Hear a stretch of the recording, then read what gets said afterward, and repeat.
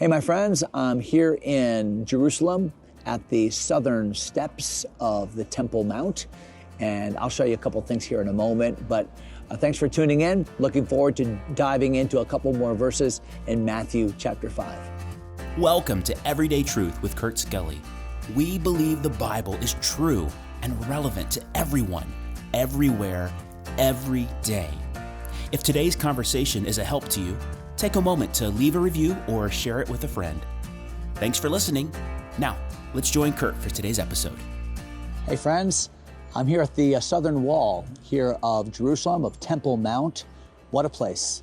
I just want to show you real quickly what I'm seeing. There, I flipped my camera around. It's toward the end of the afternoon, and I'm looking right down on the city of David. Don't know how much you can see, but you can kind of make out the valley. I'm looking across to what is known as the Hill of Corruption. This would have been the mount on which Solomon allowed some of his wives to maintain and retain their worship of false gods. Very dark day for Israel when Solomon allowed that. But if I pan over here to the left, you're seeing the famous Mount of Olives. Maybe not what you were expecting to see, because essentially the entire mount is a Jewish graveyard. It's a high and lofty privilege for a Jew to be buried on the Mount of Olives in anticipation of the coming of Messiah. Of course, unfortunately, the Jews don't believe that Jesus is the Messiah or that he came, but they are looking for a Messiah to come, and they want to be among the first that are resurrected. And they are buried here on the Mount of Olives with their feet pointing toward the eastern gate. And we're going to be up on that mountain just in a couple days talking about all kinds of things that we can see from there. But right now, I'm actually right against the southern wall, as I mentioned a moment ago. Can you see the outline of some of these huge doors?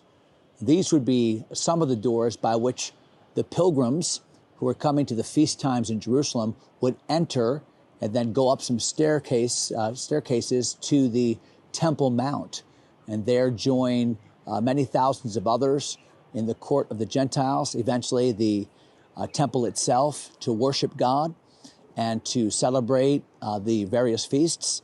If you look right on down this side of the southern wall, you'll see, well, you can't really see it from here, but you'll see some actual steps.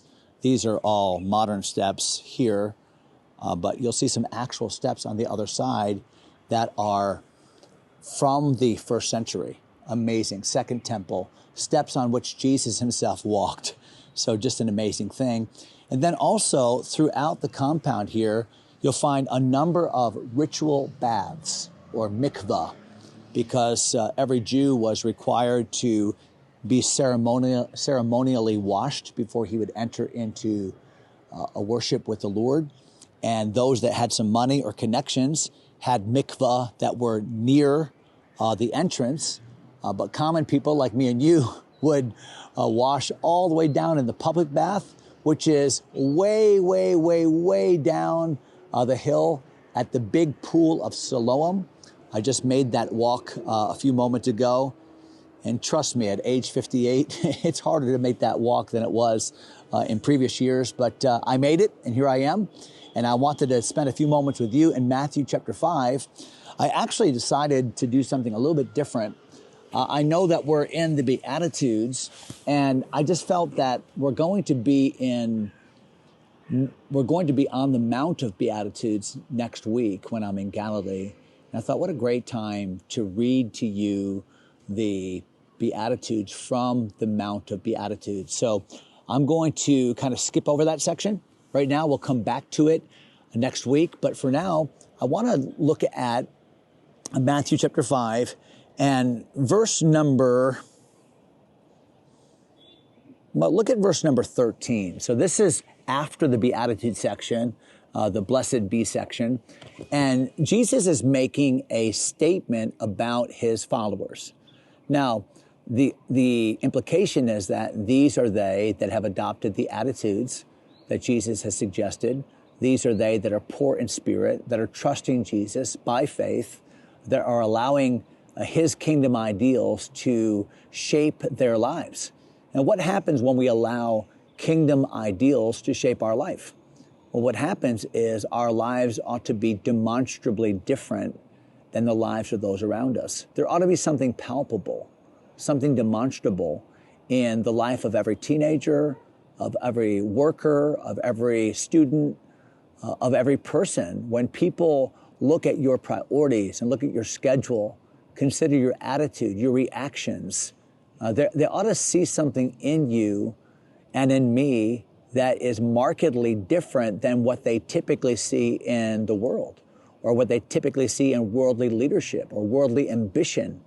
And Jesus really stresses that when he talks about what are the marks of those that are his kingdom partners, his kingdom followers. And we see some of them here in verse number 13, where Jesus makes the striking statement, "Ye are the salt of the earth. But if the salt have lost his savor, wherewith shall it be salted?" How do you salt salt? "It is thenceforth good for nothing, but to be cast out and to be trodden under foot of men." I love that verse because it speaks to the influence that the testimony of a Christ follower ought to have. So just as salt was used as a preservative in Bible days, so we as believers ought to serve as a bit of a righteous preservative in the way that we conduct ourselves in our society. But not only that, salt was also obviously a seasoning.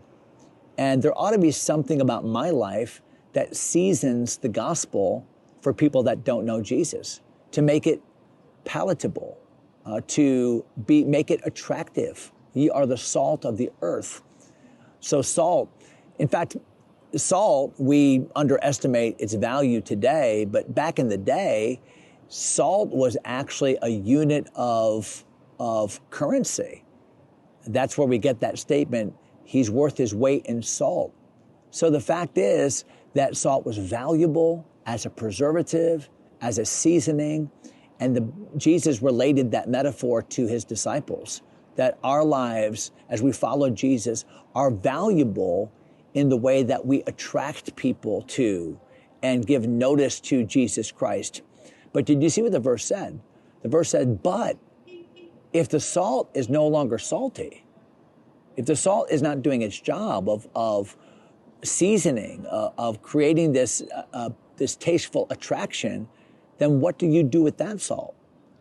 And Jesus said, it's really good for nothing but one thing.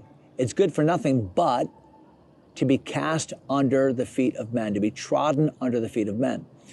I'm told that salt that had lost its savor back in those days was used on roads and on pathways to essentially fill potholes, because salt, when it's wet, will become very, very hard and will fill in those cracks. So think about that illustration.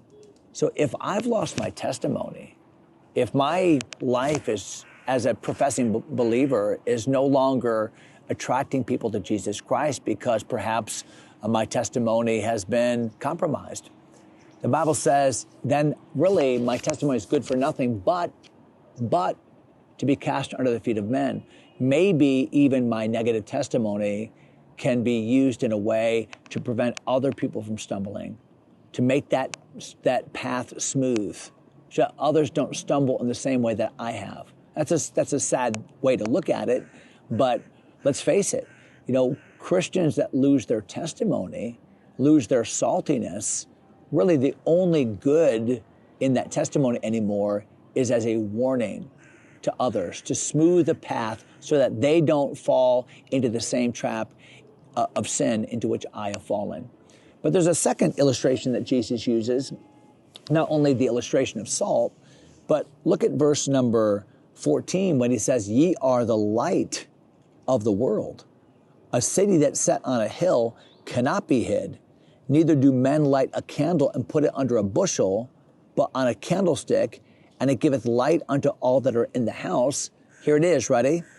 Let your light so shine before men, that they may see your good works and glorify your Father which is in heaven.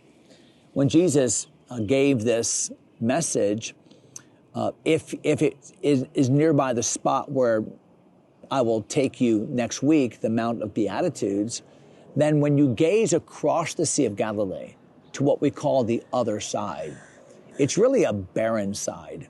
There's really no towns that are located on the shoreline because the cliffs are too abrupt. But there is one town that's across the way. And at night, that would be the only town that you would see because of its light. It's the town of Hippos. In fact, it's called the city on a hill. And so perhaps Jesus was speaking to this crowd and they could see over Jesus' shoulder, as he's speaking to them up the hill, they could see over Jesus' shoulder, there's Hippos. You can't hide it. It's on a hill. And Jesus said, just the way that city is obvious, so our testimony, our commitment to, our solidarity with Jesus ought to be obvious to anybody that would look at our life. Let your life so shine before men. You know what else that excludes? That excludes isolationism. I think sometimes we think that living for Jesus means staying away from the world, not having any contact with worldly people. But let me remind you that Jesus was a friend of publicans and sinners. And so it's certainly not isolationism that Jesus is suggesting. And Jesus is saying, no, in our interactions, in the way that we cohabitate with the world, it ought to be obvious that we are different and that our works, which are really an outcropping of our heart, of our attitude, all the things we've already talked about in Matthew chapter 5, that they ought to be obvious. And when people see them, they're not ostentatious works like that of the Pharisees, where I'm just trying to look at me, look at what I can do, look at how great I am. But no, they're actual works that arise out of a genuine faith and a humble spirit, so that an onlooking world says, wow, there's something different. And that difference is not something put on. That difference is what God is doing in their life, so they may see your good works and glorify their Father which is in heaven. So, boy, our lives ought to make a difference. It starts with our relationship with Jesus, and then the attitude of our heart, and then the works that attitude manifests, and the testimony of saltiness and light to a world that needs to see Jesus, light, and taste Jesus, salt. So I hope that helps today. Greetings again from Jerusalem. I wish you were here maybe one day. But until then, we'll see you next time on the podcast. God bless you, my friends.